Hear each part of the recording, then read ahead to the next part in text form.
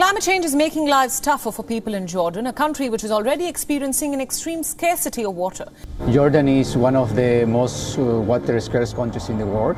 There is an estimate that less than 100 cubic meters per person per year of water is available. That indicates extreme water scarcity. The Jordan River, where Christians believe Jesus was baptized, is heavily polluted with sewage and is in danger of drying up after decades of conflict and intense agricultural use, environmentalists say. In the early 1960s, the river moved 1.3 billion cubic meters of water every year from the Sea of Galilee to the Dead Sea. But dams, canals and pumping stations built by Israel, Jordan and Syria to divert water for crops and drinking have reduced the flow by more than 90% to about 100 million cubic meters. The Jordan River will disappear if nothing is done soon. More than half of it is raw sewage and runoff water from agriculture. What keeps the river flowing today is sewage, said Munkath Mihyar, chairman of Friends of the Earth Middle East, FOAM, an Israeli-Jordanian-Palestinian group.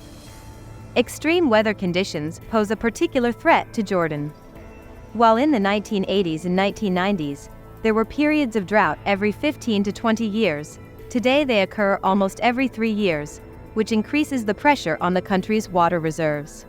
Meanwhile, Jordan's drinking water shortage is about 500 million cubic meters. The country's population at times has to make do with less than 40 liters of water a day. By comparison, per capita, water consumption in Germany is about 120 liters per day. Since the 2000s, the calculations of Jordan's remaining drinking water reserves have had to be constantly revised downwards. Experts estimate that they will be exhausted between 2030 and 2050.